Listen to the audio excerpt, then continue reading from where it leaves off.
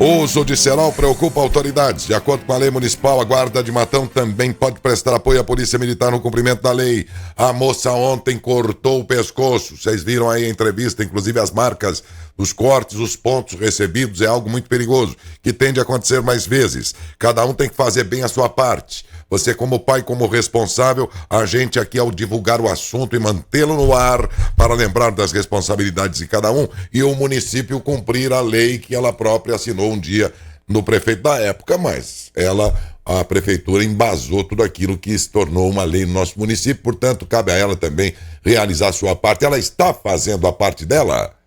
Beto Garcia. Muito bem, falamos ao vivo aqui da Prefeitura Municipal de Matão. Estou aqui com o secretário William para falar sobre isso. Bem, a lei é clara em 2 pontos, William. Primeiro, em relação à fiscalização, que diz na lei que compete à Prefeitura, fiscalização dos locais de venda da linha conhecida como linha chilena. E também que a Guarda Municipal pode apoiar a Polícia Militar no combate ao uso de cerol em Matão. Além, é claro, de campanhas educativas, né? Há muito tempo que esse problema acontece, não só em Matão, mas em outros locais também. Nós já presenciamos aqui acidentes, inclusive com crianças se machucando e gravemente com linha de cerol que estava em um canteiro central, por exemplo, na Avenida Mastro Pietro. Né? O que está sendo feito, o que poderá ser feito em relação a isso, ao uso de cerol, né? Nesses 2 meses aqui de férias é o que mais acontece, né, William? Bom dia. Bom dia, Beto. Bom dia, Daércio. Bom dia a todos que nos ouvem. Bem colocado no seguinte sentido, esse problema do cerol, ele é constante, não só em Matão, como todo o país, principalmente em períodos de férias. Então, quando você tem esse período de férias, você pode ver que há um aumento desses números de acidentes com o uso de material cortante na linha. Então, todas essas ocasiões, mesmo de antes da promulgação dessa lei, que é lá de trás e continua ao longo dos anos, a Prefeitura e os órgãos de segurança sempre intensificam nesse período as fiscalizações e buscam coibir, né, o uso desse produto e a prática desse... É um crime, né, porque você pode matar mesmo uma pessoa. Agora é o seguinte, a pessoa que faz isso, ela tenta fazer escondida, ela tenta burlar a lei, obviamente, ela não está fazendo de uma maneira usual, ela não vai lá pedir autorização para usar, ela vai lá e faz de maneira escondida. E por isso a fiscalização, por isso esse aumento da busca desse tipo de ação para coibir. Obviamente que você acaba não pegando todos os casos, como foi o caso dessa moça, que infelizmente acabou se acidentando, e fica aqui a ilustração para quem acha que não vai acontecer nada. Acontece. A sorte é que essa moça não faleceu, não morreu, não teve um problema maior. Mas poderia, como a gente já viu em outras ocasiões, acidentes desses que levaram crianças, pessoas adultas a óbito, né? Então é sério. Então a primeira coisa que nós temos que falar é que aquilo que o Dércio comentou há pouco, pais, olhem os seus filhos. É impossível um pai não ver um filho com uma lâmina na mão, né? Praticamente é isso que vira a linha.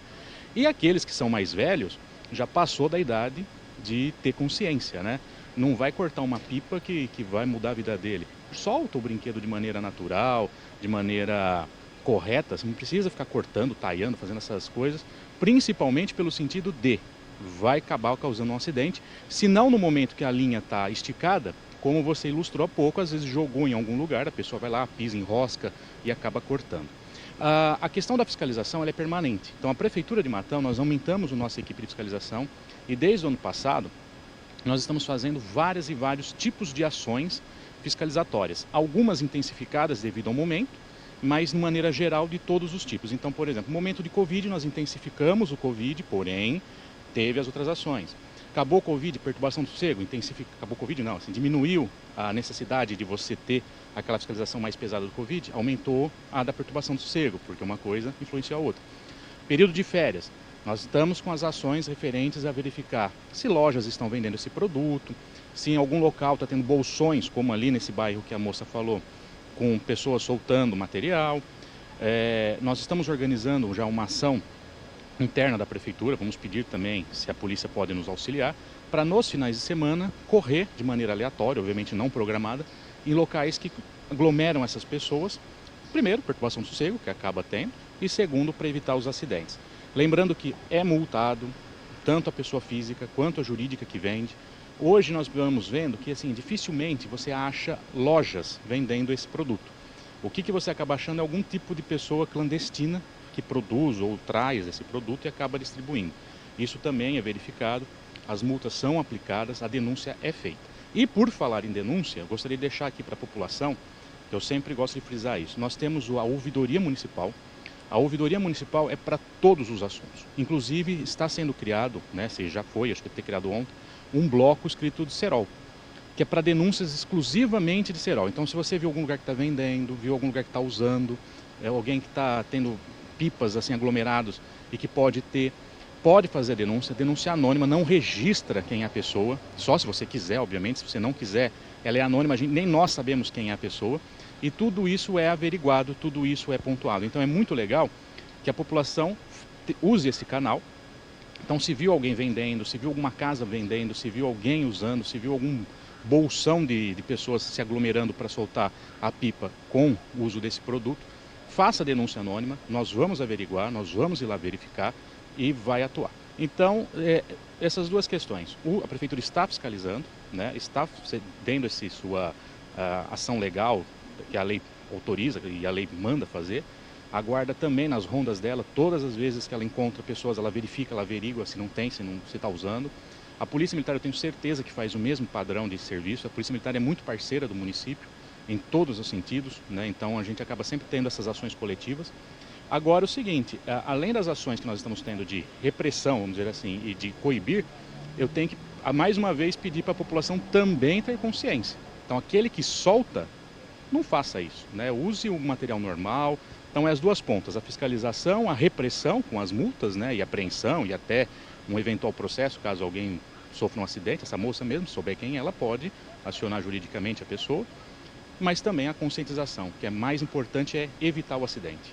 Bem, você falou da denúncia aí. Esses fatos acontecem normalmente aos sábados e domingos. Essa aglomeração, pessoas soltando pipa, utilizando essa tal linha chilena, né? A denúncia, ela vai ser atendida após ser feita, no momento em que ela é feita? Como vocês estão pensando em agir nessa forma? São duas formas, que é o planejamento. Primeiro, se é algo imediato, no 153, obviamente a guarda já aciona imediatamente. É uma questão pontual, naquele momento que está acontecendo. E as denúncias vindo da ouvidoria, nós vamos mapeando os problemas. Então nós conseguimos criar estratégias. Então, por exemplo, nós sabemos que no bairro X, isso na época do Covid foi espetacular, dá certo. Nós criamos as estratégias em cima desses dados. Então nós começamos a ver aonde está tendo aglomeração, os locais que está tendo problema. Então aí nós criamos uma estratégia para atacar e resolver. Então, assim, são as duas pontas. Está tendo um fato imediato acontecendo agora, 153, guarda municipal, isso já aciona, 24 horas. Está tendo recorrente, pode usar a ouvidoria, porque a ouvidoria, no final de semana, não tem, obviamente, a pessoa observando. Mas todas as denúncias que chegam, todo o material que chega é averiguado. E com isso nós conseguimos criar um mapa de aonde está acontecendo o problema e criar uma estratégia para solucionar. Uma a longo prazo e uma de imediato. Então, assim, as duas formas são importantes. Lembrando, né, que segundo a lei também, a pessoa física ela pode ser multada, a jurídica também pode receber multa e até, se for algum estabelecimento comercial, ele pode ter o seu direito de vender cassado, né? Ele pode ter o seu alvará cassado. Isso, as multas são iniciais, primeira advertência, a multa pode ser dobrada, né? E no final, né, nós podemos cassar o alvará, ou seja, fechar o estabelecimento. E deixar claro que a Prefeitura tem atuado dessa forma. Recentemente, com esses casos de perturbação do sossego, a Prefeitura utilizou a lei, fechou, interditou, utilizou o seu poder de poder limitar o funcionamento. Tudo isso com o apoio do Ministério Público, com o apoio da polícia, com o apoio da guarda, com o apoio de toda essa estrutura de segurança. Por isso que eu falo que Matão hoje tem uma estrutura muito organizada de segurança e inteligência. Então, se você tem Ministério Público junto, você tem Polícia Militar, Polícia Civil, Guarda, Trânsito, Fiscalização, tudo junto. Então, dependendo da ação, cada um tem um poder e todos eles estão juntos. Então, é muito importante mesmo que tenhamos apliquemos a lei para que vá coibindo. E deixar claro que a Prefeitura está aplicando a lei. E você falava, William, da lei.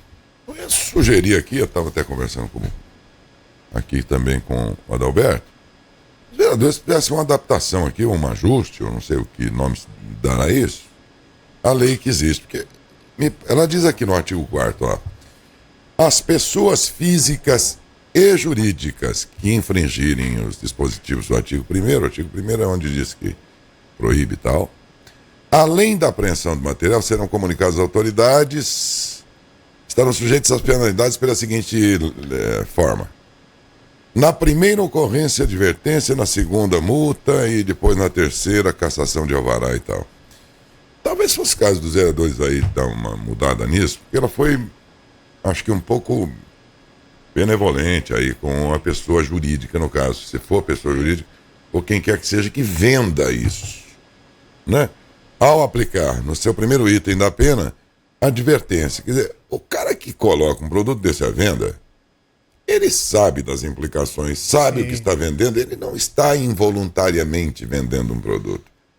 Ao ponto de, caberia talvez a advertência se fosse uma coisa involuntária, mas como? Vende com linha com cerol, não tem nada de involuntário, ele sabe que está vendendo algo proibido, que é uma arma, e que, portanto, a penalidade, ainda que inicial, de uma advertência, me parece muito pouco, né, Davi? É branda, no meu ponto de vista, viu, Décio? Podia se pensar em melhorar um pouco mais essa lei, principalmente nesse item. Talvez separar aqui pessoa física e jurídica, penalidades separadas na lei. Não sei, os vereadores aí que podem ver depois. Você não acha não, secretário? Décio, sim. Até porque você pega o seguinte, essa ação de uso do cerol, ela não é só uma questão ilegal. Não estou usando porque está cortando a pipa. Ela mata, ela causa acidente. Então, toda vez que você pode intensificar ou mesmo arrochar essa lei, está correto. Então, por exemplo, você percebeu que a gente tem toda uma graduação para chegar no fechamento do estabelecimento. Então, manda fechar de vez, entendeu? Vendeu, pegou, pode matar. Pensou se essa moça tivesse morrido? Ela teria família hoje consternada, filho sem mãe, ela morta, né? Então, acho que a gente tem que pegar pesado, igual aquela campanha do tabagismo, né? Você percebe que foi proibida a campanha, a propaganda, e no cigarro coloca aquelas imagens, né, violentas, fortes. É a mesma coisa com essa questão do cerol. O cerol, ele não é só uma brincadeira ilegal. Ele mata. Ele pode matar, ele pode causar acidentes graves, ele pode decepar um membro da pessoa. Então, assim, tem que ser bem radical mesmo nesse sentido. Concordo com você. A lei poderia ser um pouquinho mais pesada nesse sentido. Tenho certeza que os legisladores de Matão logo vão trabalhar nisso também. Nós vamos conversar também com a equipe, pessoal, ver o que a gente pode fazer.